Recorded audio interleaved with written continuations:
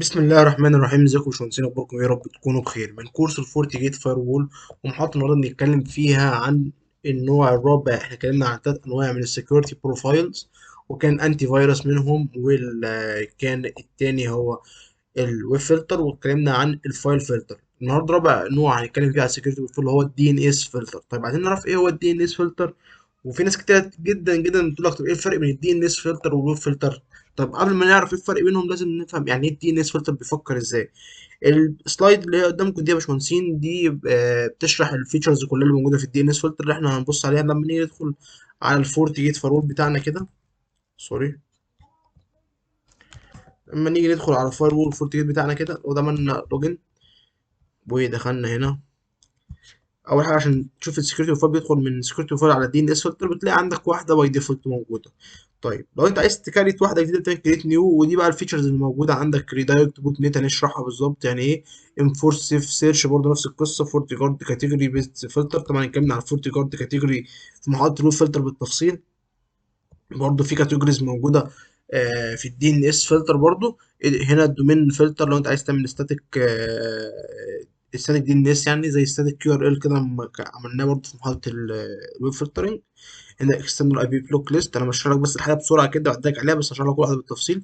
الدي ان اس ترانزيشن ده مش هنتكلم عليه النهارده، هنتكلم عليه في وقت لما ان شاء الله نتكلم على الدي ان اس ان احنا نفعل الفورتي جيت فارول، نخليه هو اكنه دي ان اس سيرفر، يعني يوزع الدي ان اس زي ما احنا فعلنا على الفورتي جيت فارول، اللي هو يوزع مثلا، يعني مثلا هنا دخلنا على نتورك انترفيس، كنا فاعلين على الانترفيس دي مثلا اللي هو توزع اي بيهات، او لا خلينا بورت دي تشتغل اكنها دي اتش اس بي سيرفر. ممكن برضو تشغل اي بورت اكنها دي ان اس سيرفر توزع دي ان اس، او الفورتي جيت فارول يوزع دي ان اس. فهنتكلم عليها الفيتشر دي بتاعت الترانسليشن ده لما نيجي نتكلم عن ان احنا نقدر نخلي الفورتي جيت فارول بتاعنا شغال از دي ان اس سيرفر ووزع دي ان اس. فدي هنأجلها كده لحد ما نيجي المحاضرة بتاعت الدي ان اس اللي احنا نشغل الفورتيجيت از دي ان اس سيرفر يعني.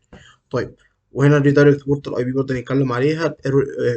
allow دي ان اس ريكوست when narrating error occur. اتكلمنا برضه على حته الريتنج اوكر دي في في محاضرة الويب فلترنج يعني ايه، وهنتكلم عليها برضه النهارده. وهنا لو انت عايز تعمل لوج للكويريز بتاعت الدي ان اس. طيب ده اللي هنتكلم عليه النهارده في محاضرة النهارده. كل الحاجات دي كلها بلاب كده وتشوفوا الدنيا ماشية ازاي ان شاء الله الرحمن يعني. طيب نرجع للبرزنتيشن بتاعتنا. احنا عايزين نعرف يعني ايه الدي ان اس، والدي ان اس ده ايه هو بالظبط. طيب احنا كنا واخدين في سي سي ان ايه ان الدي ان اس ده عبارة عن اختصار لحاجة اسمها دومين نيم سيستم، او دومين نيم سيرفر، او دومين نيم يعني دومين نيم سيستم. عندك دومين نيم او دومين نيم سيرفر، او دومين نيم سيرفيسز. عندك يعني اختصار الدي ان اس كذا. طب يعني ايه هو بيعمل لي ايه؟ بص دلوقتي انا هديك مثال بسيط جدا جدا جدا تفهم منه يعني ايه الدي ان اس. دلوقتي انت عندك موبايل، الموبايل بتاعك ده فتحته لسه جايبه من الشاريه، ورحت قلت ودخلت على الكول عشان تعمل مكالمة، عايز تكلم واحد صاحبك اسمه محمد. طيب لما عملت بتدور على محمد مش لاقي محمد. طيب يعني انا مثلا بقول قلت التليفون بتاعي يتكلم محمد مثلا، او انا اكلم محمد. طب انا التليفون اصلا مش فاهم يعني ايه محمد، مش فاهم اصلا محمد ده يعني ايه، يعني انت مش لاقيه. طيب الفكره كلها في ايه؟ ان التليفون ده انت مش هتقول له مش هتقول له يعني تسجل على التليفون تقول له محمد كلمه، لا لازم تدي لمحمد ده رقم تليفون. لازم تحط له رقم من 11 رقم تليفون من 11 رقم، آه، من 11 رقم، وبعد كده تسجله باسم محمد. وساعتها لما تيجي تستدعى بقى تدخل على الموبايل بتاعك وتكتب في السيرش بتاعك محمد، يظهر لك الرقم وتتصل على محمد. هل وانت بتتصل على محمد بقى بتتصل على محمد كشخص اسمه محمد، ما هو اي اسم محمد اللي موجود، ولا بتتصل على رقم؟ لا بتتصل على الرقم. فهي نفس القصه بالظبط. يعني ايه عشان بس ما لخبطكوش باللي انا شرحته ده؟ إيه هي الفكره كلها؟ ان الكمبيوتر بتاعك ما بيفهمش اي حاجه بتتكتب بالنيم. اي حرف اي اسم تكتبه ما بيفهموش الكمبيوتر مش فاهم يعني ايه ده. هو بيفهم حاجه واحده بس اللي هي الاي بي. يعني انت لو دخلت على البراوزنج كتبت له في البراوزنج فيسبوك دوت كوم، كتبت فيسبوك مثلا دوت كوم، الفيسبوك مش فاهم الويب براوزر والبي سي مش فاهم يعني ايه فيسبوك دوت كوم، هو فاهم اي بي. طيب ايه بقى اللي بيخلي البي سي ده اول ما تكتب له فيسبوك دوت كوم، اول ما تكتب له اسم الفيسبوك دوت كوم بيدخلك على يعني اول ما تكتب له فيسبوك دوت كوم بيدخلك على صفحه الفيس. طب ازاي بقى انت بتقولي ما بيفهمش فيسبوك وما يفهمش الكلام، واول ما تكتب فيس بيدخل على الفيسبوك. قال لك ما في بقى عمليه اسمها الدي ان اس بتحصل، وهي الدي ان اس دي اللي مسؤوله عن ان انا بعمل ترانسليشن. يعني ايه ترانسليشن؟ يعني بحول او بترجم بمعنى اصح، بترجم ترانسليشن الاي بي لنيم، او اكشولي يعني بترجم النيم لاي بي، عشان البي سي بيفهم ايباد بس، وانت تكتب لي نيم. انا عندي عمليه اسمها الدي ان اس بتحصل، بتترجم لي النيم لاي بي، بحيث انت تكتب فيسبوك دوت كوم، الدي ان اس يشتغل على طول، يبعت كويري يقول له فيسبوك دوت كوم ده الاي بي بتاعه كذا كذا كذا كذا، وبعد كده يروح عامل ترانسليشن، يحول النيم ده للاي بي ده، ويفتح عندك الفيسبوك. بس العمليه دي كلها بتحصل في اقل من ثواني، فانت ما بتحسش بيها. طيب ايه يعني، انت شرحت لنا الدي ان اس باختصار. طيب عايزين نفهمه بقى في حته الفورت جيت فارول. طبعا الدي ان اس اكتر من كده بكتير، في روت كشرح، في روت هنت فار، روت هنت سيرفرز الدي ان اس، وبيروح يكلموا في انواع اوسيليتيف، نون اوسيليتيف، وريكورسيف، نون ريكورسيف. بس الحاجات دي كلها بالتفصيل تشرح، مش عارف سي سي ان ايه.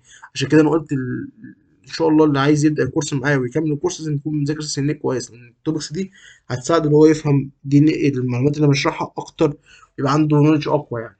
احنا بس بنعدي على جزء التوبيك بس، التوبيك اللي احنا بنشرحه بنعدي عليه كجزء بسيط، مراجعه سريعه جدا من ان ايه، وبعد كده ندخل في الفيشر اللي احنا بنتكلم عليه اصلا في الفورت جيت. لكن انت عايز بقى البيزكس القوي جدا، تذاكر سي سي ان ايه وتيجي هنا. احنا هنا كورس فورت جيت فور اول، لكن ما ينفعش اشرح لك دي ان اس فلتر من غير ما اديك اوفر فيو سريع عن الدي ان اس. طب هل انا شرحت كل حاجه في الدي ان اس؟ لا طبعا، انا شرحت الحاجه اللي هتفيدني في الكورس بتاعي بتاع الفورت جيت فور اول في الدي ان اس فلترنج بالظبط. طيب عايزين بقى نفهم الدي ان اس ده بيشتغل ازاي في حاله الفورت جيت فارول. في حاله الفورت جيت فارول انت عندك الراجل ده الفورت جيت فارول بتاعك، ففي موظف قاعد كاتب www.abc.com، عايز يدخل على الموقع ده مثلا، على البي سي ده. فالبي سي بيودي الترافيك طبعا الجيت واي بتاعه اللي هو الفورت جيت فارول. هيجي هنا الفورت جيت فارول، اكيد احنا اتفقنا البي سي مش فاهم الكلام ده، فيعمل عمليه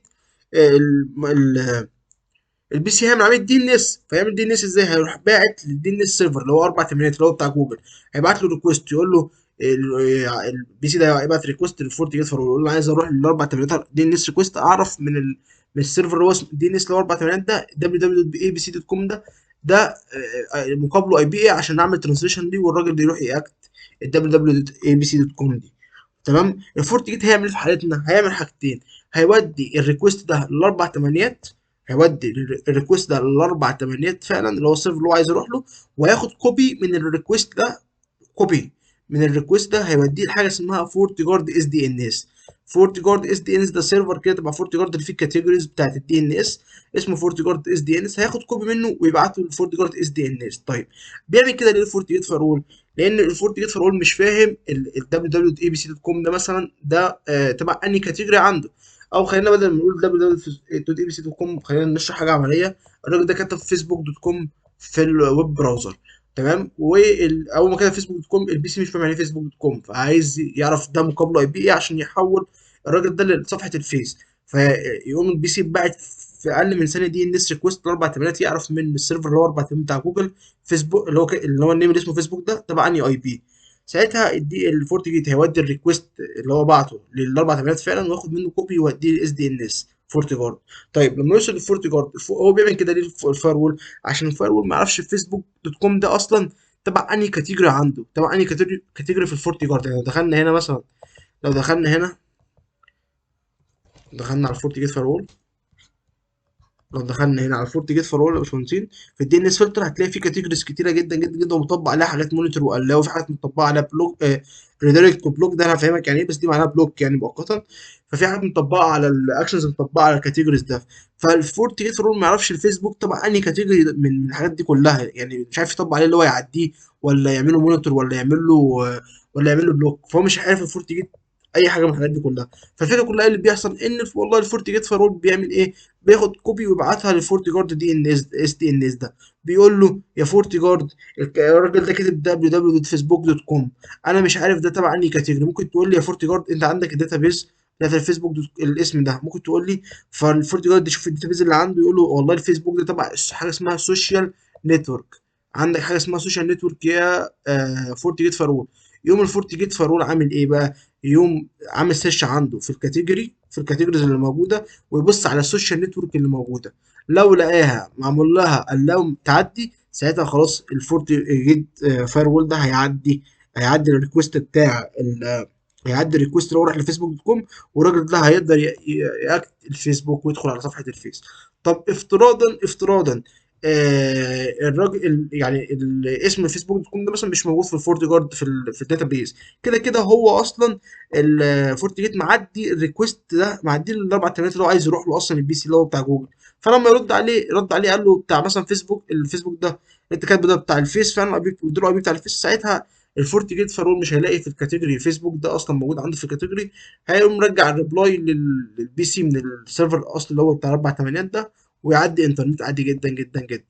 يعني في الفكره كلها بيجاز بسرعه يعني. الفورت جيت فايرول لما بيجي له دي ان اس ريكويست، عشان لما اليوزر كاتب اسم عايز يدخل عليها في البراوزنج، البي سي مش فاهم يعني ايه الاسم ده، فبيبعت حاجه اسمها دي ان اس ريكويست عشان يعرف الاي بي بتاع الاسم ده ايه عشان يدخل عليه، يعمل ترانسليشن، يعمل عمليه ترجمه من النيم للاي بي ويدخل على الصفحه دي. فعشان يدخل على الصفحه دي اللي بيبعت الدي ان اس ده، فالفورت بيستلم الدي ان اس بيبعته للسيرفر فعلا اللي هو عايز يوصل له، وياخد كوبي من الدي ان اس ده، الريكوست ده يبعته للفورت جارد اس دي ان اس، بحيث الفورت جارد يشوف يقول لفورت جيت تبع انهي كاتيجوري عنده.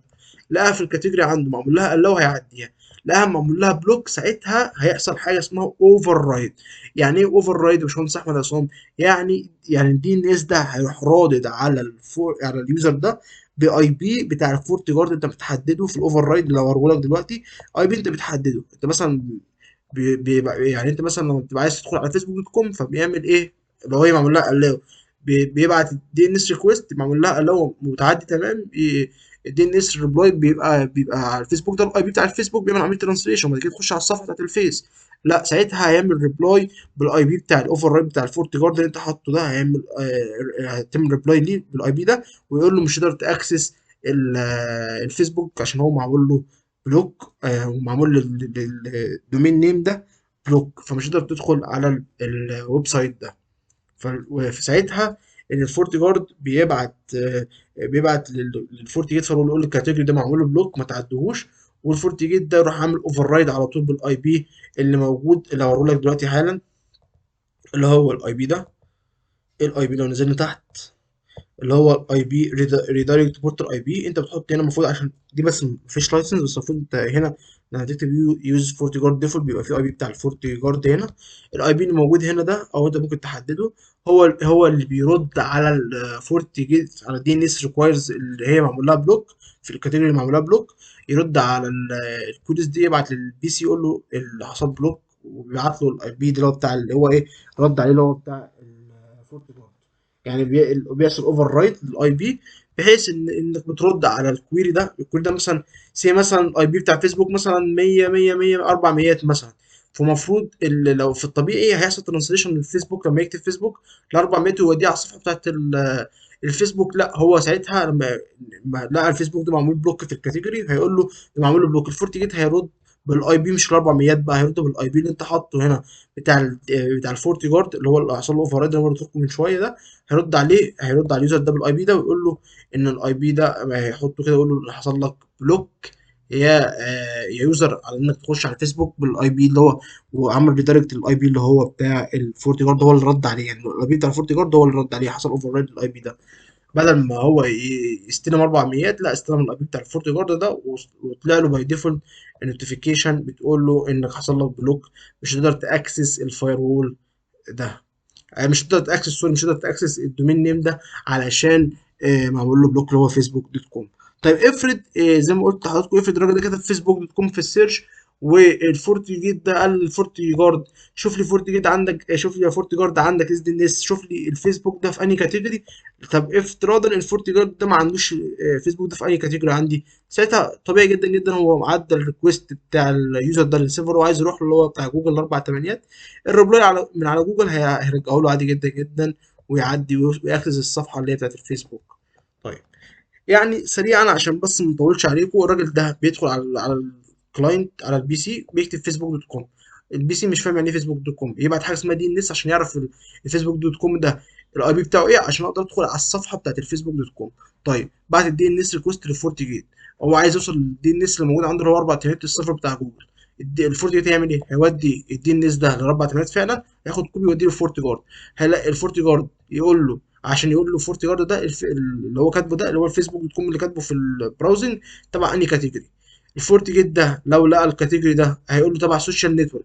فورتي جيت هيبص عنده في الكاتيجوريز ده السوشيال نتورك معمول لها الاو هيعديه، معمول لها بلوك هيعمل له ريدايركت او هيعمل اوفر رايت بالاي بي بتاع الفورتي جارد، ويرد عليه يقول له هيعمل اوفر رايت يعني الراجل ده هيستلم اي بي بتاع الفورتي جارد بمسج كبيره كده مكتوب فيها ان حصل لك بلوك الفيسبوك، مش هتقدر تدخل عليه علشان عشان الفيسبوك ده محطوط في دي ان اس فلترنج يعني، ومعمول له بلوك، فانت مش هتقدر تاكسس على الدومين نيم اللي هو فيسبوك دوت كوم ده. طيب افترض ان فورتي جارد ما لقاش عنده الفيسبوك دي موجوده في اي كاتيجوري عنده، ساعتها الدي ان اس ببساطه الفورتي جيت مودي الريكوست ده للسيرفر فعلا الاربع تمرينات، الريبلاي بتاعه فورتي جيت هيبعته عادي جدا جدا جدا للراجل ده ويأكسس صفحه الفيسبوك.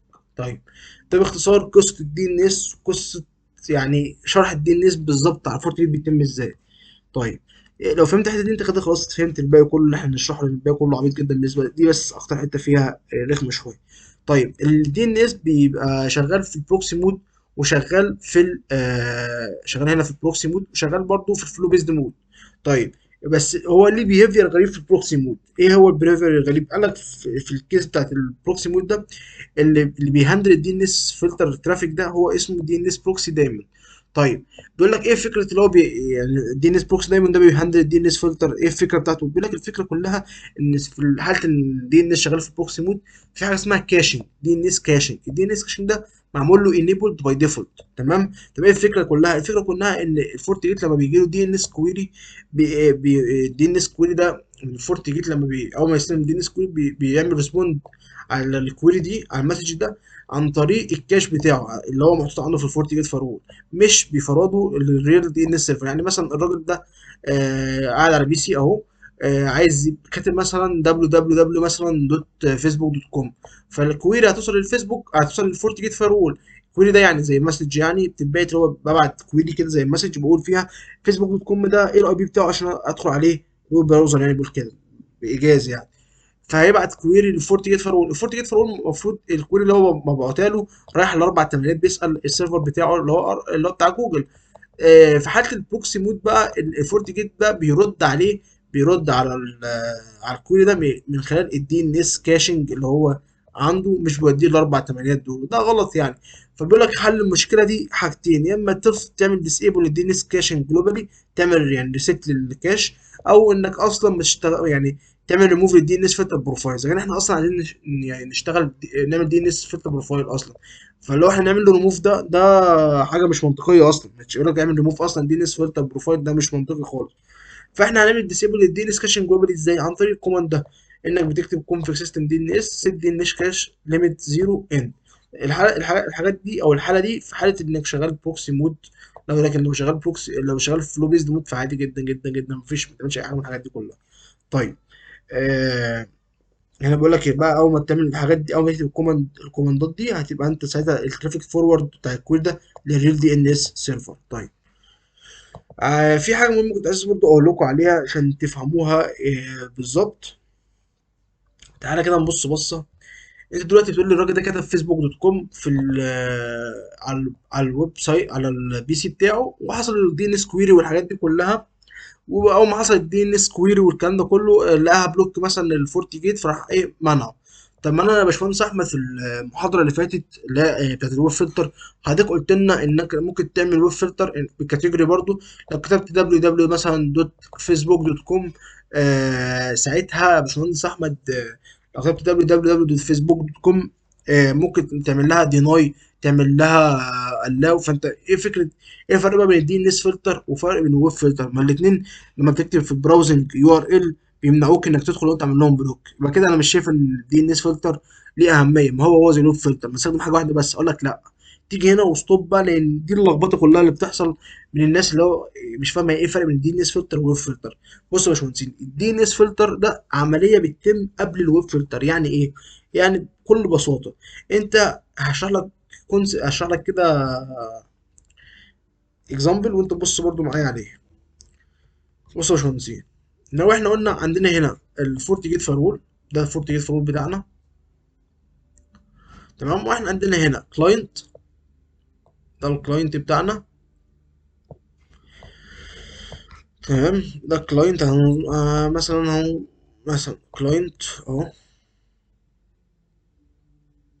تمام، وهنمشي هنا وهنمشي هنا، وده هنا السيرفر مثلا بتاع تمام. او انت هنا بتاع الفيسبوك مثلا، انت او ده الدي ان اس، ده الدي ان اس مثلا سيرفر مثلا يعني. دلوقتي يا باشمهندس عشان نبقى عارفين الفكره كلها بتبقى ماشيه ازاي. اول حاجه خالص الكلاينت ده بيكتب عنده على البي سي بتاعه، يعني هو البي سي ده بيكتب على الويب براوزر، على الويب براوزر جوجل او فايرفوكس او كده، بيكتب مثلا فيسبوك دوت كوم مثلا. تمام، الراجل ده كتب فيسبوك دوت كوم. المفروض إيه اللي بيتم بالظبط؟ اللي بيتم بالظبط البي سي ده بيبعت كويري، بيقول للفورت جيت فايرول، او بيقول بقى لو مفيش فورت جيت فايرول يقول للسيرفر على طول، الدي ان اس سيرفر دايركت يعني. بيقول بيقول للفورت جيت فايرول بتاعه انا دلوقتي او بس تعال نشرحها بطريقه اسهل من كده، عشان يعني اكن مفيش فورت جيت فايرول. انت عندك هنا بي سي اهو، والبي سي ده واصل هنا بالسيرفر، بالدي ان اس سيرفر مثلا. تمام، وانت عندك هنا بي سي، البي سي ده كاتب عنده ايه؟ كاتب عنده فيسبوك دوت كوم في الويب براوزر، زي الفايرفوكس او جوجل كروم، كاتب فيسبوك دوت كوم. ايه اللي بيتم بالظبط؟ البي سي ده بيبعت كويري للدي ان اس سيرفر اللي هو ايه، اللي هو محطوط عنده، اللي هو 4 تلاتة بتاع جوجل مثلا. بيقول له يا جوجل ممكن تقول لي بسرعه الراجل ده كاتب عندي في البراوزر فيسبوك دوت كوم، انا عايز اعرف الاي بي بتاعه ايه، عشان انا مش فاهم يعني ايه، انا مش فاهم يا جوجل يعني ايه فيسبوك دوت كوم.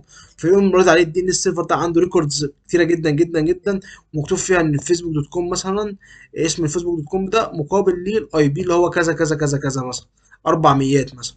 فيقوم الدي ان اس سيرفر ده رد عليه يقول له يا بي سي الفيسبوك دوت كوم الراجل كاتبه ده معناها ان هو قصده يروح على اي بي ال 400 مثلا، الاي بي اللي هو 400. فساعتها الفورت جيت البي سي اللي هو على البراوزنج بقى هيروح عامل ترانسليشن، عارف ان فيسبوك دوت كوم ده معناها اللي هو 400، هيقوم على طول، او في الكلام ده في اقل من ثانيه يقوم على طول البي سي ده موديه للفيسبوك دوت كوم. العمليه دي يعني على طول يوديه الفيسبوك دوت كوم.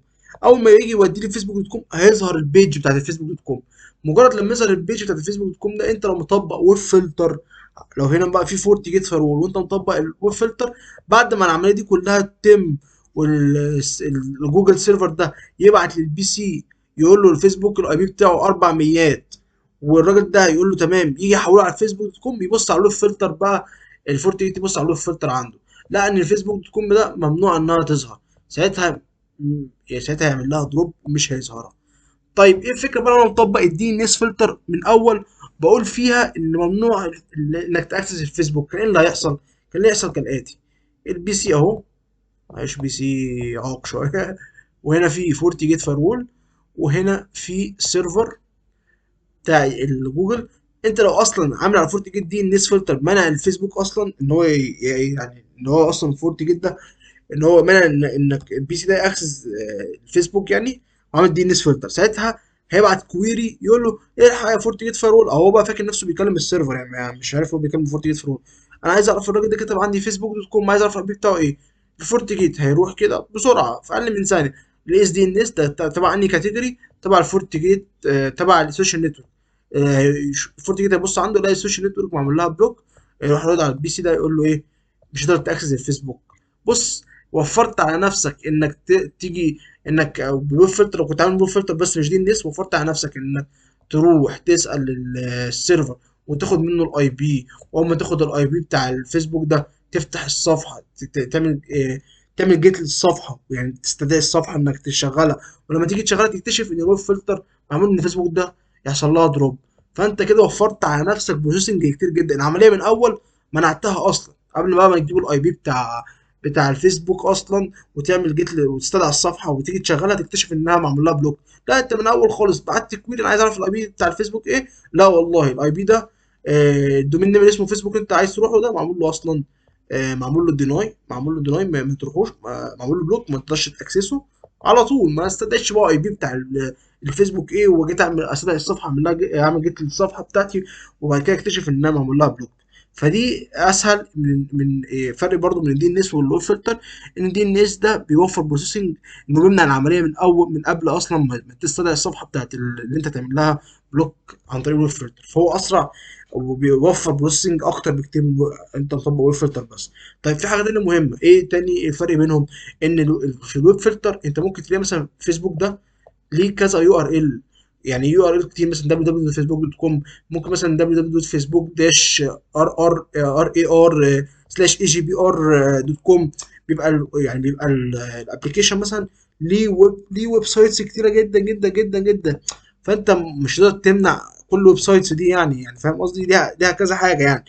فالفكره كلها في الدومين نيم سيستم ايه، في الدي ان اس فلتر، يعني قصدي انك بتفلتر بتمنع كل حاجه، بتمنع الدومين كله. انت بتقول له اي الدوت كوم دي بتاعت الفيسبوك دي خلاص كلها تحتها ممنوعه، ما فيش اي، ما تقدرش اليو ار الز كلها اللي تحتها دي الدومين كله ممنوع بتاع الدوت كوم بتاع الفيسبوك.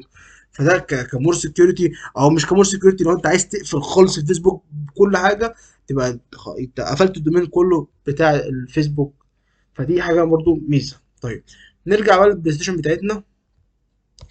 في حاجه برضو عايز اقول لكم اخيرا، إن دلوقتي انك لما تيجي هنا وعملت ديسيبل للدي ان اس كاشنج، انت عملت كده فصلت الدي ان اس عن الكاشنج عن الفورتي جيت فاير، فانت بتزود بروسيسنج على الفورتي جيت فاير، لانك بالتالي اول ما فصلت انت الكاش بقى هو خلاص، بقى هو اي ترافيك، اي ترافيك واصل للفورتي جيت فاير بيفوضه على طول للسيرفر بتاعه، مش بص في الكاش، فانت كده عملت عليه لود عالي جدا على البروسيسنج. بس انت يعني عشان تبقى الدنيا مظبوطة عندك لازم تعمل الموضوع ده في حتة البروكسي مود، فانت بتيجي على حاجة على حساب حاجة، فنقول ايه حاجة اقولها لكم يعني النوت دي. طيب نيجي بقى هنا نبدأ في العملي. طيب بص انت ماشي، تعال نبص كده، ندخل على الفورت جيت بتاعنا، تمام، وهندخل هنا على الدي ان اس فلتر. انت بتدخل على الدي ان اس فلتر بيبقى عندك واحدة باي ديفولت، عايز تكريت واحدة جديدة، بيقول لك النيم ايه اسمها. اول حاجة هتلاقي حاجة اسمها ريدايركت بوت نت سي ان سي ريكويست تو بلوك بورتر. طب ايه ده وبتفعلها؟ طيب هي بيبقى في البوت نت باكج دي بتبقى في، دي بتبقى داتا بيس فيها فيها دومينز كتير، اسامي كتير جدا للبوت نتس، بس انا عندي مش ظاهره علشان والله يعني عشان انا ما عنديش لايسنس على انا شغال بالترايل، شغال بتاعت يعني شغال في ام بتاعت education، فما عنديش لايسنس، فمش ظاهر هنا الدومينز اللي موجوده. بس هوري لك كده بصه سريعه برضه بص عليها يعني. طبعا ريدايركت بوت نت عشان تشتغل لازم يبقى الجهاز بتاعك معمول لايسنس وواصل لفورت جارد، عشان من خلال لو واصل فورت جارد يبقى في داتا بيس كبيره جدا جدا فيها النيمز بتاعت البوت نت دي ما تقدرش تدخل عليها. طب ايه هي البوت نت ده؟ طيب بص البوت نت اختصارا كده سريعا، البوت نت هو عباره عن ايه؟ عباره عن يعني انت بيبقى عندك مثلا تدخل على مواقع، المواقع دي ممكن تنزل على الجهاز بتاعك مالوير. المالوير ده ممكن يعمل لك ايه؟ ممكن الراجل ده عن طريق المالوير ممكن يبقى في رانسوم وير او في كذا حاجه تدخل عندك تسبب لك مشكله على الجهاز بتاعك، تخلي الراجل اللي هو نزل عندك المالوير ده يتحكم في الجهاز بتاعك، يبقى ليك كل الكنترول على الجهاز بتاعك، ان انت اللابتوب بتاعك عادي. طب هو بيعمل كده ليه؟ يستفيد بايه؟ هو لما بيتحكم على الجهاز بتاعك، وجهاز على الجهاز مثلا بتاع محمد صاحبك، وبتاع صلاح صاحبك، وبتاع منير صاحبك، وبتاع حسام صاحبك، الناس دي كلها اجهزه كتيره جدا جدا. فلما الاتاكر ده لما تخش على موقع مثلا، الناس دي كلها دخلت على موقع معين، والناس دي كلها صدفه، مش صدفة، هو دخلوا على موقع معين، في الموقع ده في مالوير نزل على الجهاز بتاعهم كلهم. فالراجل اللي زرع عمل انجكت المالوير ده هيقدر يستخدم الاجهزه دي كلها بقى، يقدر يكنترول الاجهزه دي كلها. طب هيكنترولها في ايه؟ هيكنترولها والله ان انا عايز اوقع ويب سايت مثلا، اي ويب سايت عندي، ده ويب سايت ده انا عايز اوقعه، فاوقعه ازاي؟ انا عملت مثلا بينج، عملت بينج كتير فلوت، عملت مثلا دوس اتاك او كده، او عملت دوس اتاك. احنا شفنا قبل كده لما شرحنا الدوس اتاك كان بيظهر لك الاي بي اللي عمل منه الدوس اتاك ده، الراجل ده. فقال لا انا مش عايز كده يحصل، انا عايز ايه؟ انا عايز اعمل له بينج من الجهاز بتاع محمد، بينج دوس اتاك من الجهاز بتاع احمد، دوس اتاك من الجهاز بتاع محسن، دوس اتاك من الجهاز بتاع حسام، ودوس اتاك من الجهاز مش عارف بتاع وكذا جهاز بقى كتير جدا، بعمل على الويب سيرفر ده او على السيرفر ده، بعمل عليه الدوس اتاك ده كله، بحيث ده يبقى اسمه دي دوس، مش ما اسموش بقى ايه دوس، لا اسمه دي دوس. دي دوس ده اللي انت اكتر من جهاز استهدفوا، استهدفوا موقع معين يعملوا عليه دوس اتاك او فلاد من الاتاكس، بحيث الموقع ده يقع ويحصل مشكله كبيره. طيب لما بقى يعني لما حصل اتاكس دي كتيره جدا جدا، حصل الدوس اتاك ده على الويب سيرفر ده، ويجي الويب بعد ما الدنيا اتحلت وكده، ويجي يعرفوا مين اللي عمل الاتاك ده، هيلاقي الجهاز بتاع احمد، الجهاز بتاع محمد، الجهاز بتاع محسن، دول بيبقوا حوالين العالم كلهم. لما يروح لاحمد دول انت عملت اتاك، يقول لهم والله العظيم انا ما عملتش حاجه. هل احمد كذاب؟ لا، هو احمد مش كذاب، لكن احمد ما يعرفش فعلا ان في اتاك حصل من الجهاز بتاعه. ليه؟ عن طريق المالور اللي نزل عليه ده، الراجل هو اللي عمل الاتاك ده، واحمد عايش كده ما يعرفش اي حاجه ان في اصلا مالور نزل عليه، والراجل بيتحكم في الجهاز بتاعه وبيعمل اتاك على ويب سايت موجود بره. فهو ايه، فالراجل اللي هو اتاك ده صايع بقى، هو لبس كذا جهاز مع بعض، وقع ووقع الويب سيرفر، وبعيد عنه خالص جدا جدا جدا. مش هو اللي عامل اتاك، ولا اي اجهزه من عنده عملت اتاك، ده اجهزه عاديه جدا جدا، اشخاص عاديه جدا جدا. فدي قصه البوت نت. فكل واحد فيهم بيبقى اسمه بوت، وهي دي قصه البوت نت. يعني كل واحد من الضحايا ده بيبقى اسمه بوت يعني، ويعملوا اتاك على الدوس اتاك على الويب سيرفر وهم مش عارفين ولا داريانين. طيب، فبيقول لك المواقع دي بقى انت هتدخلها، هتدخلها مع اللي ممكن تسبب لك في المشكله دي. فهو بيعمل لك ان هو ايه، بيعمل لها بلوك، فانت بتفعلها كده، بيبقى عنده بقى اسامي كتيره جدا جدا جدا. فورتي جيت في هنا في الداتابيس بتاعته بيبقى فيه اسامي كتيره جدا جدا موجوده. وبالاسامي دي، يعني بالاسامي دي، آه ثانيه، وبالاسامي دي اللي موجوده عنده في الداتابيس، لو انت عايز يعني دخلت على اي موقع منهم، او كتبت على كتبت اسم اي موقع منهم، يعمل لك على طول، يمنع لك العمليه اصلا انك توصل للموقع ده. ده هي قصه الريدايركت بوت نت، اللي هو بيمنعك انك تدخل. طيب، عايزين نشوف فيريفاي للكلام ده، بس احنا معناش لايسنس نشوفها ازاي. انا عامل واخدها لكم في وكتب لكم هنا في سلايدز، يعني سكرين شوتس. انت هنا فعلت الريدايركت ده. انت مثلا لما هنا بيظهر لك بقى دومينز كتير جدا في الداتابيز، يعني بوت نت مواقع كتيره جدا جدا جدا، دومينز كتيره. لو دوست مثلا على البوت نت باكج دي، لو هي معمول لايسنس وموجود فيها دومينز كتيره، هتلاقي مثلا فيها دومينز مثلا مثلا فيها حاجات كتيره جدا جدا. لو مثلا واخد لك اربعه منهم موجودين في الداتابيز، حاجه زي مثلا تيكلينو دوت تي كده، ده مثلا موقع ممكن يسبب لك في المشكله دي. فده موجود في الداتابيز، انت حد تبص عنده هنا كم دومين موجود، 6900 69996 دومين. شوف رقم كبير جدا عنده في الداتابيز ده. فلازم يبقى فورت جيت بتاعك معمول لايسنس عشان اصلا الكاتيجوري الداتابيز دي تبقى مليانه، ويقدر يجيبها من الفورت جارد يعني. طيب، طيب، هو دخل ده هنا حاجه اسمها تيك لينو دوت تي كي، ده ممكن يسبب لك في المشكله الكلام ده بتاعت البوت نت. فوالله هنا لو بصينا، اه اه لو هنا جينا بصينا هنا، الراجل ده عايز يفيرفاي الكلام ده، فراح داخل هنا على حاجه اسمها تيك لينك ودي تي كي. ظهر له قال له ايه، منعه ان هو يدخل، وظهر له المسج دي ان هو يدخل على الموقع ده عشان ممكن يسبب لي مشكله في مشكله البوت نت. طيب، عشان هو بيقول لك عشان تتاكد برضو، يعني تشوف اللوجز بتاعت البوت نت بتشوفها منين؟ عن طريق الداشبورد ستيتس، وتشوف البوت نت اكتيفيتي ويدجت. طيب، تعالى نبص عليها. هي مش يعني هي مش هتحمل معانا عشان قصه اللايسنس، بس هو بتجيبها منين يعني؟ تشوف اللوجز بتاعت البوت نت، لو في حد حاول يدخل على المواقع دي وانت منعه، يعني بتشوف اللوجات بتاعته عن طريق تيجي هنا تعمل من الداشبورد تعمل بلس، سوري، تعمل هنا بلس، وتكتب فوق هنا بوت نت. تمام، ثانية واحدة معلش، هي هنا سوري معلش، ستيتس، ونستيتش عمال اد ويدجت، وبكتب فوق هنا بوت نت. هتلاقيها ظهرت معاك اهي، بوت نت اكتيفيتي سيستم بوت نت اكتيفيتي، وتعمل لها بلس، وهي بتتحط عندك هتلاقيها تحت كده بتنزل تحت. بس هي بقى بتفضل تحمل، محتاجة لايسنس عشان تشتغل والدنيا تبقى تمام يعني. تظهر من خلالها بيقول لك هنا مثلا في اي بي نوز اي بيس كذا، الدومينز اهي، الاكتيفيتي البلوك دومينز واحد، البلوك كونكشن تلاتة، وبيظهر لك اللوجات بتاعتها. يعني انت ايه بتشوف البوت نت اللوجات بتاعتها عن طريق الكلام ده. وعشان برضه تتاكد مثلا بنشوف برضه عشان تشوف اللوجات بتاعت الدي ان اس، بتشوفها من الدي ان اس فلتر، من لوج اند ريبورت دي ان اس كويري. وظهر لك ان الراجل ده عايز يدخل على الموقع ده، وعمل له ريدايركت. الريدايركت ده بالاي بي بتاع الفورتي جارد، والاسم اللي هو عايز يدخل عليه اللي هو تكنيكو دوت تي كي ده. ده نوع بوت نت، بقول لك بوت نت دومين فوق. طيب، تمام تمام. نتكلم عن تاني حاجة، وهي السيف سيرش. السيف سيرش ده، نيجي هات سكيورتي بروفايل دي ان اس فلتر. السيف سيرش ده والله ايه هو؟ ايه هو السيف سيرش انت مفعله؟ السيف سيرش ده انت عندك مثلا سيرش انجن كتير، يعني السيرش انجن ده يعني ده زي براوزر بتكتب فيه بتسرش فيه على ويب سايتس معينه، يعني عندك جوجل كروم، عندك مايكروسوفت ايدج، عندك فايرفوكس، عندك انترنت اكسبلورر، وعندك اوبرا، عندك براوزرز كتيره جدا جدا جدا، ويب براوزرز كتير جدا جدا تقدر من خلالها تعمل سيرش انجن. فهو بيقول لك انفورم سيف سيرش ايه دي بتستخدم برضو في حاله انك مثلا في حاله انك مثلا جامعه عامل سيستم سيكيورتي في جامعه، في منظومه تعليميه، فانت مثلا الراجل اللي بيدخل على الفيسبوك، مش بيدخل على الفيسبوك، بيدخل على جوجل مثلا، بيبقى كاتب مثلا اسمه موديل مثلا، الموديل ده مثلا ممكن تطلع له واحده مش كويسه، مثلا صوره مش كويسه او كده. فانت يعني كان انت عايز تامن نفسك او تخلي الحاجات دي ما تظهرش، لان ده بيئه تعليميه وعيب ان الحاجات دي تظهر.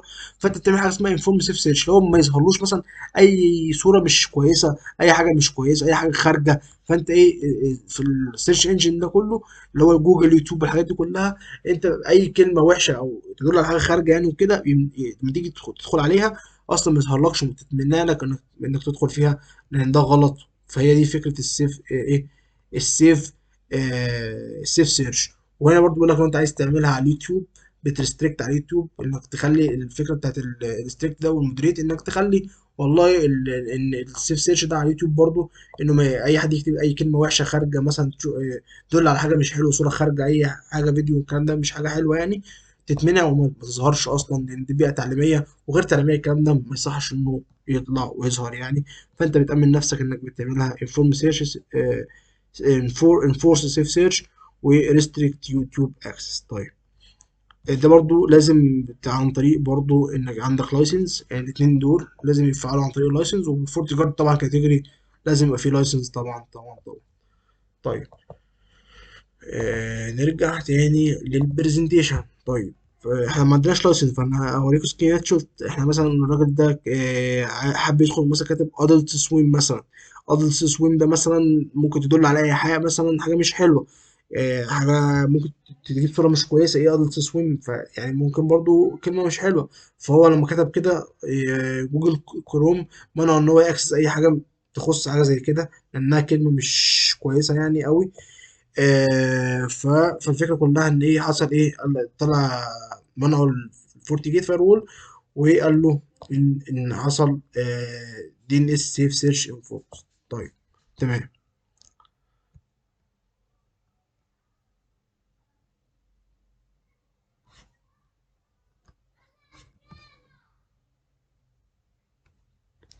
نكمل نكمل. هندخل بقى على الفورتي جارد كاتيجوري بيز دي ان اس دومين فلتر. ايه بقى الكاتيجوريز؟ تعالى نتكلم في حته الكاتيجوريز بالظبط، نتكلم عن ايه.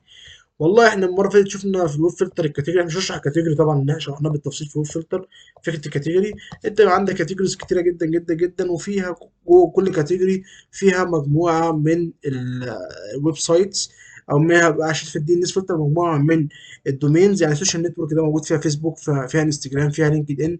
فانت اللي هتطبقه على السوشيال نتورك ده هتطبق على الثلاث حاجات دول، في حاجات كتيره جدا جدا فهتطبق على كل اللي تحت. طيب انا عندي عشان اطبق على الكاتيجوريز ده، ارجع لو انت مش فاهم يعني ايه كاتيجوري، ارجع في محاضره الويب فلتر لازم تبص عليها الاول تفهم يعني ايه كاتيجوري، احنا شرحناه بالتفصيل.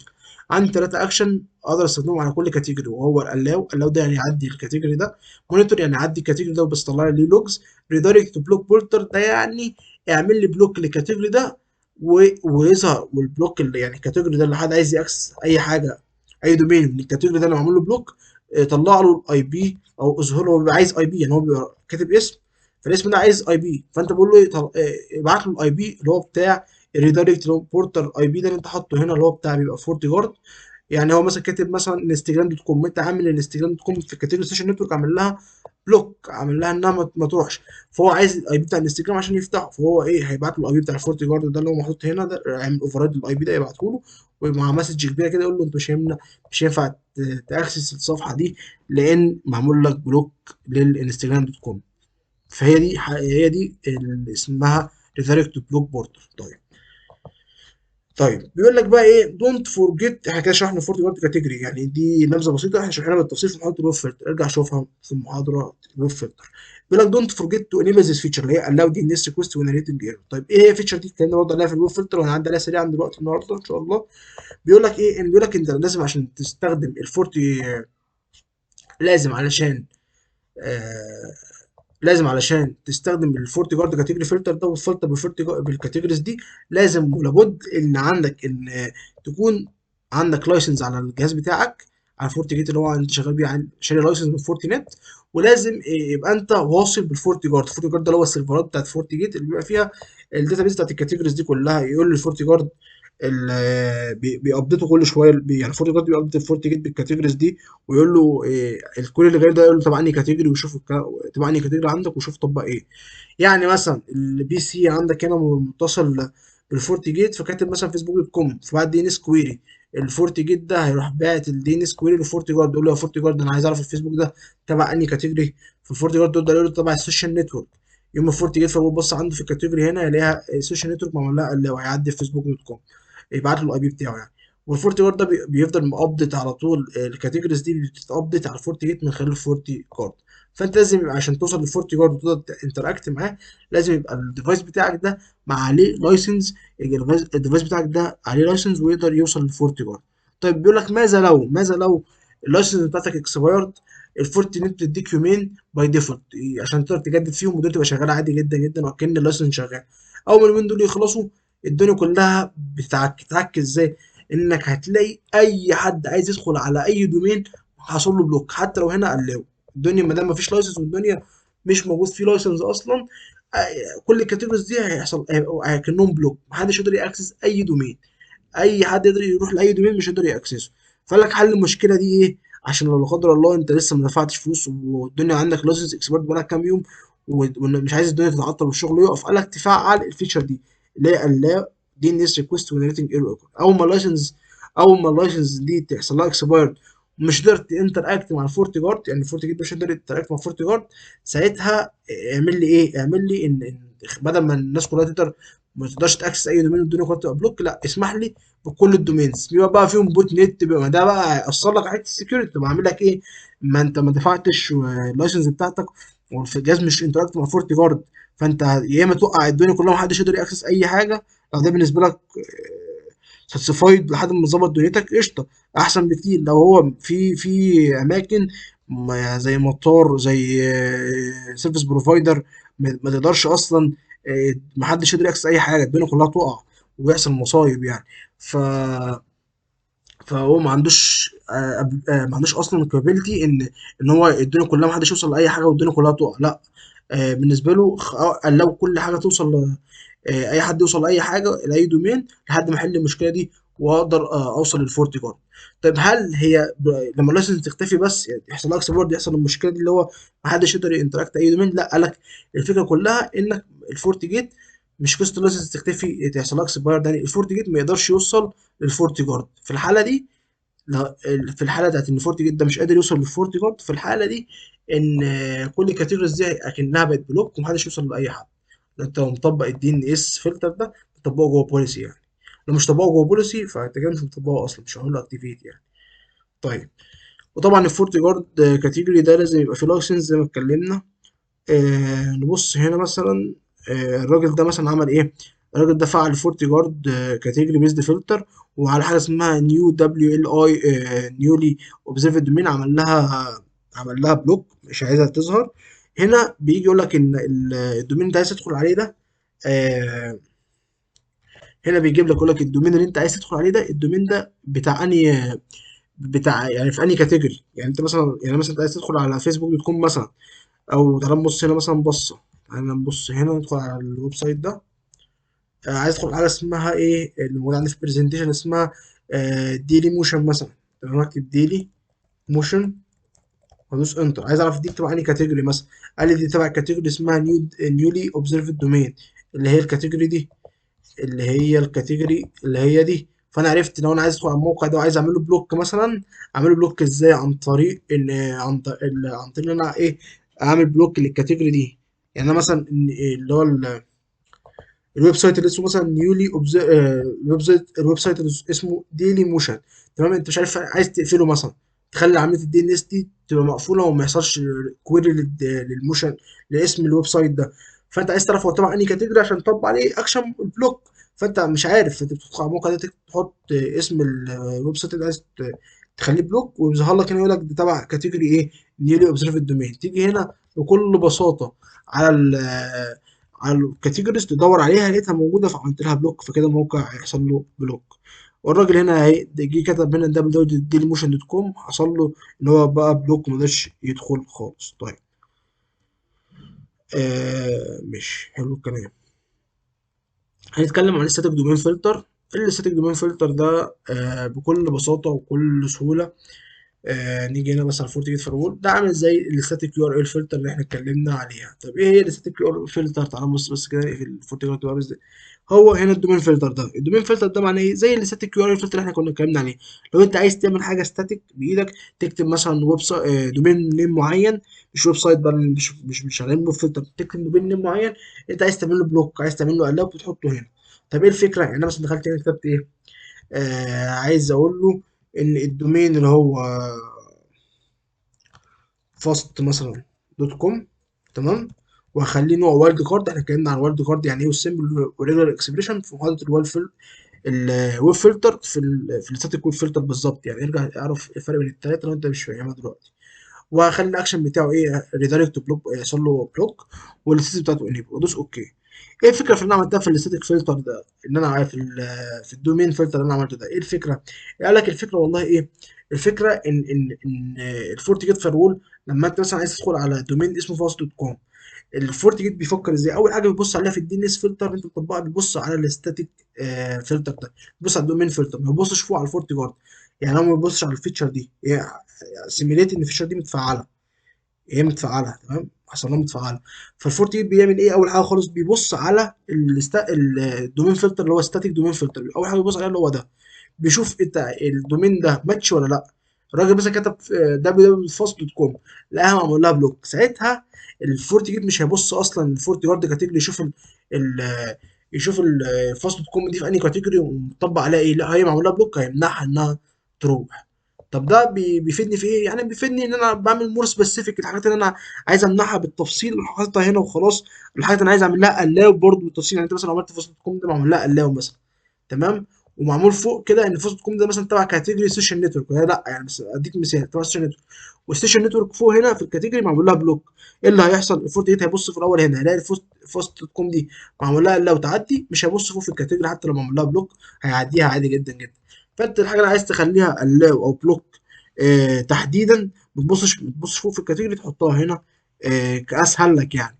وبرضه ايه، بتوفر بروسيسنج، مثلا بدل ما يروح يشوف، بدل ما يروح الفورت جيت يسال الفورت جارد سيرفر يقول له دي تبع انهي كاتيجوري، والفورت جارد يرد عليه يقول له دي تبع الكاتيجوري الفلانيه، والفورت جيت يروح باصص على الكاتيجوريز اللي عنده يشوف الكاتيجوري ده مطبق عليه ايه. بدل اللفه دي كلها انت هنا حاطط له، بتقول له فاصل كوم اعمله بلوك، مش هيروح لفورت جارد ولا ايه للكاتيجوري ولا اي حاجه، ايه هيعملها بلوك على طول.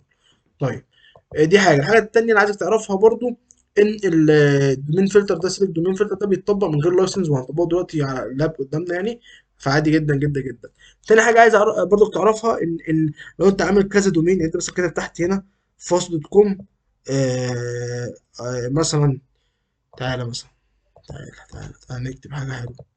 تعالى مثلا نكتب www دوت فاست دوت كوم، وهسيبها موجوده عشان اثبت لكم الكلام بتاعي صح، تمام، وهعمل لها allow واخليها سيمبل، وادوس هنا اوكي.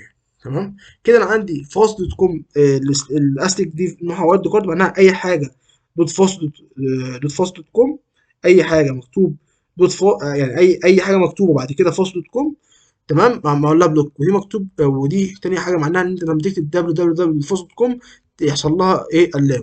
ساعتها ايه اللي هيتم لو انا دخلت على الويب براوزر بتاعي وكتبت www.fast.com؟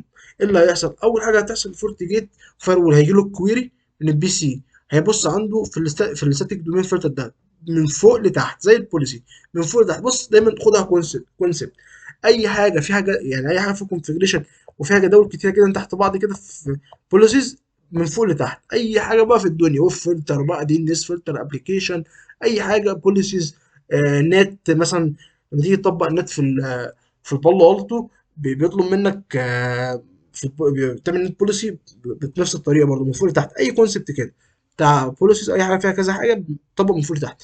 فانا لما اكتب www.fast.com على البراوزر بتاعي، الفورتنت هيبص على دي من فوق لتحت، هيلاقي بيقول له اي حاجه اي حاجه مكتوبه بعديها فاصل دوت كوم اعمل لها بلوك. ساعتها الفورت جيت على طول هيعمل اللي انا كاتبه ده بلوك ومش هيبص للي تحت.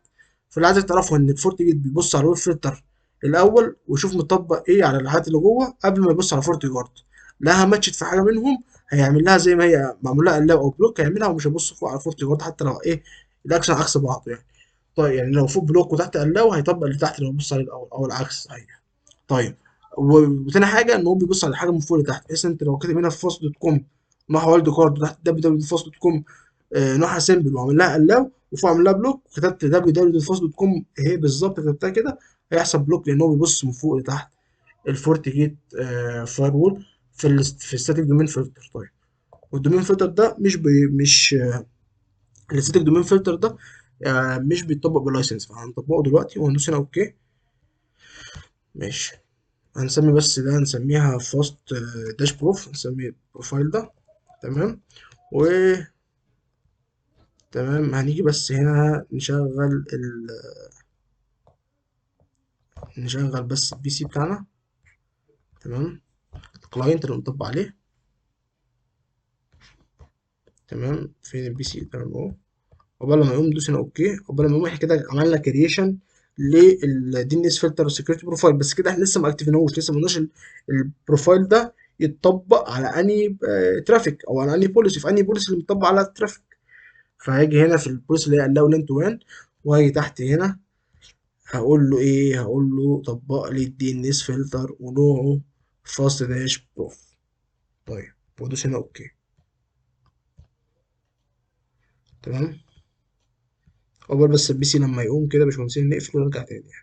طيب يا باشمهندسين نرجع كده احنا شغلنا عفوا شغلنا البي سي بتاعنا ودخلنا على اليوتيوب هنا ودخلنا مثلا كتبنا ايه مثلا اهمية القراءة طلعنا مثلا فيديوهات كده والدنيا شغالة. النت شغال تمام. هاجي هنا مثلا عايز ادخل على فيسبوك دوت كوم مثلا الدنيا طبعا شغالة تمام. هاجي اكتب انا هنا بقى www.fast fast.com. تمام. .fast.com. تمام. دوست انتر بص ظهر لي ايه قال لي مش عارف يدخل على الويب سايت ده منعه على طول عشان احنا مكريتين في الدي ان اس فلتر بتاع اكستنشن. خلاص بس مش نسينا اذان نرجع تاني دقيقه واحده اذان بس نرجع. طب مش نرجع تاني بعد الاذان. كنا بنقول ان احنا دخلنا هنا على البي سي بتاعنا وجينا ندخل على www.fast.com كتبنا هو www.fast.com مش عايز يدخل عليه مش عايز يدخل عليه. طب في حين ان هو بيدخل هو يعني مثلا هنا شراء بصينا هنا مثلا النت شغال والدنيا شغاله تمام وفي اعلان هو يظهر دلوقتي بس نقفل كده الصوت بس. آه نقفل الصوت في الدنيا شغاله تمام بس هو مش قادر يدخل على فاز دوت كوم ده. طب تيجي نفيريفاي الكلام ده نفيريفاي ازاي نشوف اللوج اول فيريفيكيشن والتي اس ترابل شوتنج لازم تدخل على اللوجز. دخلت على اللوج اند ريبورت في اللوجز الدي ان اس هتلاقي بيقول لك ايه والله الاي بي اللي هو بتاع اللي هو الجهاز بتاعنا بيدخل على حاجه اسمها www.fast.com من 24 ثانيه مش عايز يدخل يعني حصل له يعني إيه يعني الدي ان اس ده مش منعه يعني فاهمين. منعه يا باشمهندس. طب انا عايز احط الاكشن مثلا اظهر الاكشن ادوس هنا مثلا كنت اقول لكم ان انا عايز اقول لكم الاكشن بصوا بيقول لك ايه معمول له ريدايركت ده اللي احنا كنا اللي هي بلوك يعني معمول له بلوك. فهنا بيقول لك ان الراجل ده بقاله 45 ثانيه الاي بي بتاعه ده بيدخل على www.fast.com حصل له بلوك للكويري بتاعته. طيب لو بصينا مثلا على فورد اند ترافيك لو جينا مثلا نبص تحت كده مثلا شويه بص تعالى راحت فين راحت فين تعالي آه اهي تعالى بص كده بص تعالى بقى اعمل لي بقى ايه يعني هايلايت كده كبير بيقول لك ايه بيكلم البابل الفورتينيت بابليك دي ان اس الدي ان اس. تمام. حصل ايه يو تي ام بلوك. احنا قلنا اتفقنا اول ما نشوف اليو تي ام بلوك دي معناها ان هي في حاجه حصل عكسها في سكيورتي بروفايل فحصل بلوك للسيشن دي. نبقى نبص على ساعتها نبص على السيشن نبص على البوليسي اللي هي الاولان تو وان هنلاقيها مطبق عليها سكيورتي بروفايل اللي هو بتاع الويب فلتر بتاع الدي ان اس فلتر. وهندخل على اللوجز بتاعت الدي ان اس هنلاقي بيقول لك ان الراجل ده فعلا بيدخل على www.fast.com حصل له ري دايركت حصل له بلوك. طيب في حين لو انا دخلت على السكيورتي بروفايلز ودخلنا على الدي ان اس فلتر وبصينا بصه كده بيقول لك ايه انت كاتب له تحت ان www.fast.com انت كاتبها دي تعمل لها الاو وهو ولا شايفها لان هو بص على ايه اول حاجه مش بيبص من فوق لتحت. طيب. طب تعالى نثبت كلامنا. لو احنا عملنا مثلا ديليت لدي، تمام، ودوسنا هنا اوكي، او مثلا بلاش ديليت دي، تعالى مثلا نعمل كريت نيو تانية ونكتب مثلا نفس اللي احنا عملناه بالظبط، ونكتب مثلا ايه، فاست دوت كوم مثلا، اعمل لها بلوك برضه، تمام. تمام. واحنا عشان هنا عاملينها نوعها سيمبل، فلازم نحط الاسم بالظبط عشان الدنيا تعدي بالظبط. عملنا هنا كوبي، تمام، وجينا هنا على البي سي، تمام، وكتبنا نفس الحاجة ودخلنا. بص، طلع لك الاسبي بتاعتك كام، ودخلت عادي جدا جدا جدا جدا، مفيش ادنى مشكلة. طيب، في حين انت كاتب له تحت ايه، انك ريدايركت يعني معمول له بلوك، بس هو بيبص من فوق لتحت. طيب حلو قوي الكلام ده كده، شفنا الفيريفيكيشن وكل حاجه تمام من اللوجات وكده.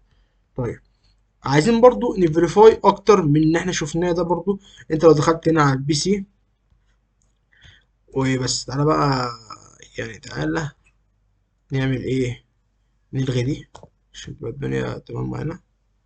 ندوس هنا اوكي، تمام. تمام، ونعمل هنا ريفرش، المفروض بقى ما يدخلش يعني. ماشي، مكيش ثانية واحدة، ثانية واحدة. آه... نلغي الهيستوري، تمام كبير، تمام. نلغي الهيستوري كده، ونكتب تاني www.fast.com، تمام. مرضاش يدخل زي الفل، الله ينور كده. ممكن يدخل مع البي سي ده على سي ام دي، تمام. تدخل على سي ام دي، تكتب ان اس لوك اب، تمام. تمام، وتيجي هنا تروح كاتب له ايه بقى، كاتب له www.fast.com. بص ظهر لك ايه، ظهر لك قال لك فورتنت بابليك دي النس دي النس بتاع فورتنت ده مش قادر يوصل للاربع دبليو فاز دوت كوم سيرفر فيلد. هو كده مش عارف يوصل له، لان انت عامل له اصلا ويب فلتر ان هو يمنع ان عمليه ريزولفيوشن، عمليه الريزولف اللي هو الدومين اللي اسمه دبليو فاز دوت كوم مش قادر يوصل له. طب في حين لو مثلا كتبت له www.facebook.com هو بيوصل له عادي، هيظهر لك الاي بي، تمام. بص، ظهر لك الاي بي اللي هو بتاع ايه، الفيسبوك، وقال لك والله ده النيم بتاعه، ونوع اسرتيف انسر، الانسر بتاعته، والاليسس فيسبوك دوت كوم. لكن انت لو دخلت على كتاب دوت فيسبوك دوت كوم ده معمول له معمول في الدي ان اس فلتر، معمول له بلوك ريدايركت. بص ظهر لك الاي بي ايه، الاي بي ده، بص ظهر لك ايه الاي بي ده اللي هو بتاع البلوك ريدايركت. احنا قلنا هو بيمنعك انك توصل الويب سايت الدومين اللي انت حاطه في الويب فلتر اللي عامله بلوك، وبيظهر لك الاي بي بتاع الفورتي جارد. بص 298 112 53. تعالى بص كده، ودخلنا هنا على النتورك دي ان اس.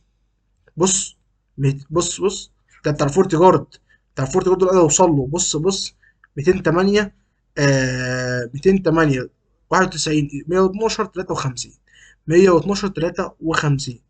ده اللي رد عليه اللي هو بتاع الفورت جارد، اللي هو الاي بي. هو بيقول لك يوز فورت جارد سيرفر، ده الاي بي بتاع الفورت جارد. فمعنى كده زي ما انا قلت لكم، لما تبقى انت عامل حاجه في الدي ان اس فلتر معمول لها بلوك كاتيجوري، معمول له بلوك، او دومين معين عامل له بلوك، الفورت جيت بيرد عليه بالاي بي بتاع الفورت جارد، بيعمل له اوفر رايد بالاي بي اللي هو بتاع الفورت جارد، يقول له، بيبعت له الاي بي ده مكان الاي بي اللي هو بتاع الويب سيرفر اللي هو عايز ياكسسه، هو www.fast.com اللي هو الاي بي بتاعه العادي جدا جدا جدا. ما بيبعتوش الاي بي بتاعه لما يكتبه في www.fast.com، لانه معمول له بلوك، بيبعت له الاي بي بتاع الفورتي جارد ده، ويقول له مش هتقدر تاكسسه لانه معمول له بلوك. طب تعالى نتاكد من كلامنا. احنا اتاكدنا ان احنا شفنا الاي بي ده بتاع فورتي جارد، هو بيقول لك يوز فورتي جارد سيرفر وموجود الاي بي ده. طب تعالى نتاكد من الكلام ده اكتر. نتاكد ازاي؟ تعالى ندخل على الدي ان اس كده، سكيورتي بروفايل دي ان اس فلتر، ونعمل حاجه جميله ان احنا آه نعمل بدل ريدايركت تخليها لو نسمح، وندوس هنا اوكي. وتعالى نبص كده وندخل على الكلاينت، هيظهر لك الاي بي بتاع ايه، هيظهر لك الاي بي بتاع www.fast.com. بص اهو، ظهر لك هنا اهو، قال لك ايه، ده www.fast.com، ده الادرس بتاعه الاي بي فيرجن 6، وده الادرس بتاع اي بي فيرجن 4. ولو عملت هنا ريفريش هتلاقي الدنيا ظهرت معاك واشتغلت جدا. طيب، نرجع للسيشن بتاعتنا دي. كانت الدي ان اس فلتر الستاتيك يعني اتكلمنا عليه، وفيريفاي شفنا اللوجات بتاعتنا. اخر حاجه خالص نتكلم فيها النهارده عشان طولت عليك ومش الفيديو خلاص دخل في الساعه، واحنا مش من عوايدنا ان احنا نقعد اكتر من ساعه يعني. عشان ما اطولش عليكم يعني. دلوقتي احنا جينا بصينا بصه على اخر حاجه خالص، وهي ايه؟ لو دخلنا هنا على الفاست داش بروف اللي احنا عملناه البروفايل ده، هتلاقي هنا الدومين فلتر ده احنا فهمنا يعني ايه ده ستاتيك دومين فلتر خلاص. ولا دي ان اس ترانزيشن قلنا نتكلم عليه المحاضره الجايه، مش المحاضره الجايه بالظبط، المحاضره الجايه في الدي ان اس لما نشرح الدي ازاي نقدر نخلي فورت جيت تشرح ياكت از دي ان اس سيرفر.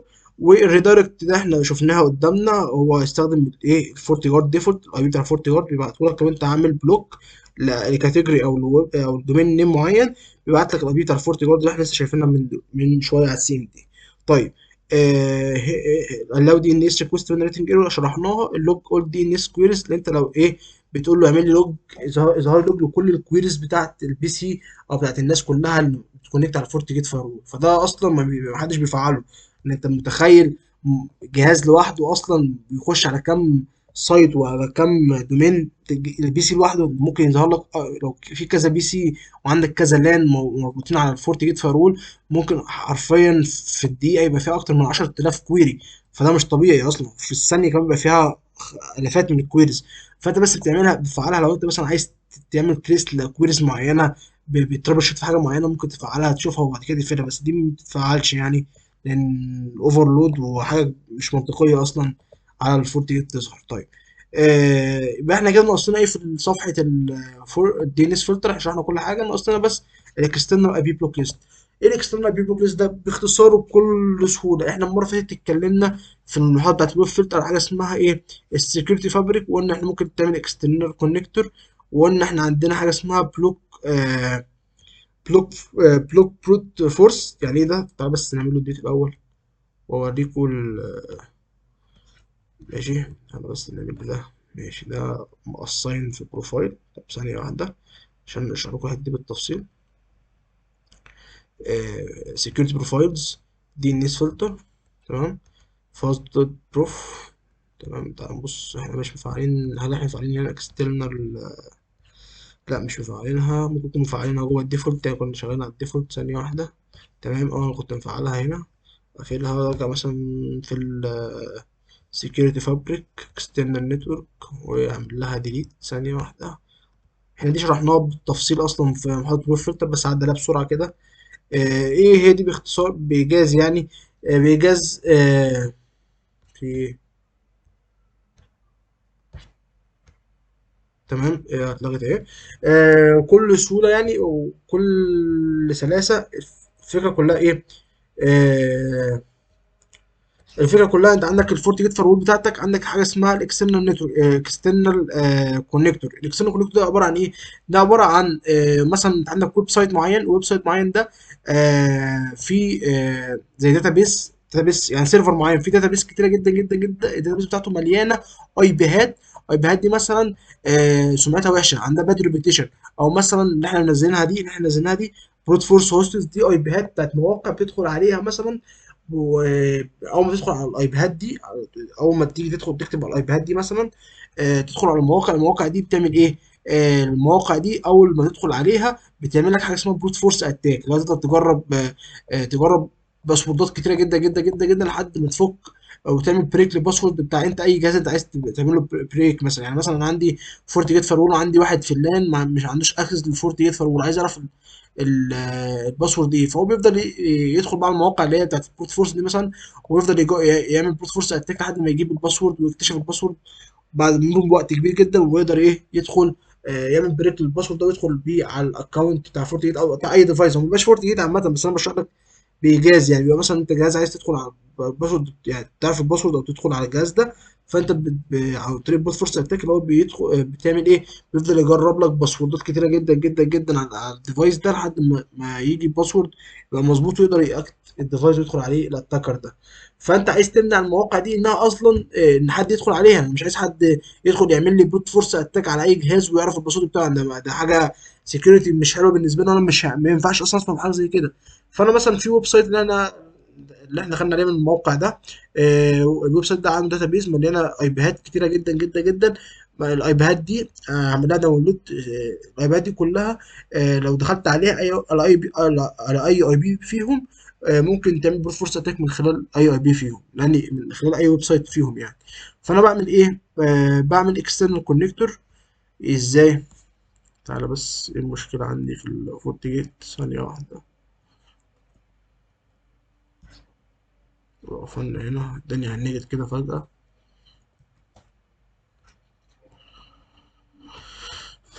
تمام، هي رجعت شغالة تاني. تمام. تدخل هنا بكل إجازة، تدخل على security profiles.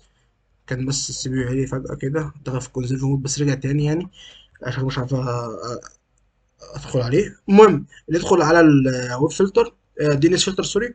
وانا فاست داش بروف بعد كده بعمل بقول له ايه؟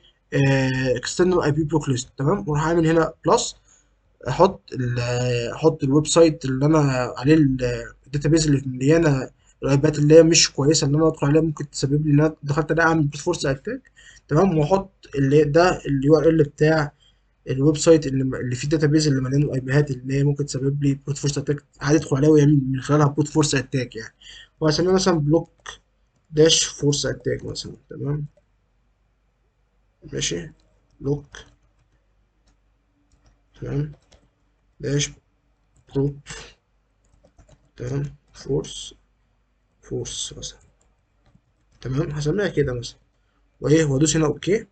تمام، وهعمل لها اساين جوه دي النس فلتر. طب انا عملت كده ليه؟ عملت كده لان الراجل الناس عايزه تدخل على المواقع اللي هي الايبيهات اللي موجوده هنا في الويب سايت ده، في مع داتابيس مليانه ايبيهات، ممكن من اي اي بي منهم ادخل على الويب سايت يسبب لي ان انا اعمل ان اخلي الراجل اللي دخل ده يعمل بروت فورس اتاك على اي جهاز. فانا مش عايز ده يحصل، مش عايز الراجل ده عنده اخلاق مش كويسه اتكر، فبيشوف المواقع اللي ممكن من خلالها يعمل بروت فورس اتاك يدخل عليها ويطبق البروت فورس اتاك على اي جهاز عندي. فانا مش عايز ده يحصل. فانا عندي حطيت وصلت يعني الويب سايت ده فيه داتابيز زي سيرفر يعني، فيه الداتابيز دي بتاعت معظم ايبيهات اللي هي ممكن اي حد يدخل عليها ويعمل من خلالها بروت فورس اتاك. لكن افتراضا مثلا الراجل ده او الموظف اللي عايز يعمل بروت فورس اتاك ده اللي هو اخلاقه مش كويسه، ما يعرفش اي بيهات، يعني ما يعرفش اي بيهات بالظبط ايه هي. عارف اسامي، ممكن يكتب مثلا بروت فورس اتاك في يكتب مثلا هاو تو دو مثلا ويب سايتس ذات دو بروت فورس اتاك، يدخل على اي ويب سايت منهم يعمل من خلاله بروت فورس اتاك. هو مش حافظ اي بيهات المواقع بتاعت بيعمل من خلالها بروت فورس اتاك، عارف اسامي. بنرجع لقصه الاسامي والاي بيهات. فالفكره هو بيكتب اسم. فانت لما عملت الحته ان عملت اكسترنال اي بي بلوك ليست وحطيت فيها السيرفر ده، فمعنى كده لما يكتب الاسم ده هيبعت دي ان اس كويري، الويب براوزر هيبعت دي ان اس كويري يقول الراجل ده كتب عندي اسم مثلا ام مثلا، يعني مثلا الراجل ده كتب عنده، عشان نشرحها برضه بحاجه بسيطه يعني. عندك بي سي، البي سي ده عليه موظف، الموظف ده قاعد على البي سي، الموظف ده اخلاقه مش كويس عايز يعمل بروت فورس اتاك، وانت حاطط هنا فورتي جيت ايه فالرول بتاعك. فالموظف ده راح كاتب ايه؟ بروت فورس اتاك مثلا، كتب بروت فورس اتاك www.brute-force-attack مثلا. ده مثلا افترض ان ده موقع من خلاله بعمل ايه؟ بعمل بروت فورس اتاك. الموقع ده الاي بي بتاعه مثلا يعني 4 وحيد مثلا. تمام، تمام. فالراجل ده ما يعرفش ان الموقع ده ما يحفظش اي بيات الويب سايت بتاعت البروت فورس 4 وحيد والكلام ده، ما يعرفش اي بيات، عارف الاسامي. فالراجل ده كتب عنده براوزر بروت فورس مثلا، فالبي سي على طول هيبعت كويري لفورت جيت ويقول له الراجل ده كتب بروت فورس، شوف لي البروت فورس ده عندك في انهي كاتيجوري. شوف الاي بي بتاعه ايه. الفورت جيت هيبحث عنده في الكاتيجوري اللي فوق مش هيلاقيه موجود، هيبحث عنده في الدي ان اس مش هيلاقيه موجود، هيبص عنده في الاكسترنال اي بي بلوك ليست، هيلاقي يقول له ايه؟ خد بالك ان البروت ده اللي هو كاتبه ده الاي بي بتاعه 4 وحيد، وانا هنا بقول لك اعمل له بلوك عشان ده بتاع بروت فورس اتاك.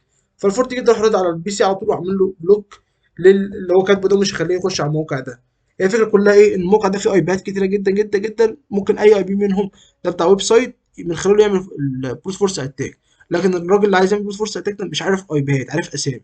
فانت بتقول له هنا حاطط هنا اي بيات ومقابلها الاسامي في السيرفر ده، فالراجل كتب بروت فورس اتاك، عايز يدخل على الموقع ده يعمل اتاك من خلاله بروت فورس. فالبي سي هيبعت كويري للفورت جيت هيلاقي الاي بي بتاعه جوه الداتابيس دي ويعمل له بلوك. انت قايل له اكسترنال اي بي بلوك ليست، تحطه في البلوك ليست بتاعتك. طيب، وقيس بقى كده على اي مالوير مثلا عايز تحطه، مش شرط مش شرط يعني يبقى بروت فورس اتاك يعني. اي موقع ممكن تسبب في اي مشكله يعني، من انتي فيروس، من فيروس، من مالوير، من رانسوم وير، والكلام ده كله. تمام، وكده احنا خلصنا محاضرة النهارده يا باشمهندسين. يا رب تكونوا استفدتوا. محاضرة جميلة، فهمنا يعني ايه دي الناس فلتر بكل تفاصيلها فيه. ما تنسوش تعملوا شير وسبسكرايب ولايك، وتعملوا سبسكرايب للشانل عشان الناس كلها تستفيد، وما توقفش معلومة عندك. لو عوزتوا أي حاجة أو في حاجة مش فاهمينها ممكن تبعتوا على الجروب بتاعنا بتاع الواتساب، أو في الكومنت على اليوتيوب. يا رب تكونوا استفدتوا من محاضرة النهاردة. ان شاء الله كده ناقص لنا اتنين نوع سكيورتي بروفايلز، وهم الابلكيشن والاي بي اس، نبقى خلصنا السكيورتي بروفايلز. يا رب تكونوا استفدتوا لحد النهارده. كان معكم باشمهندس احمد عصام، القاكم في محاضرات قادمه كتير، والسلام عليكم ورحمه الله وبركاته.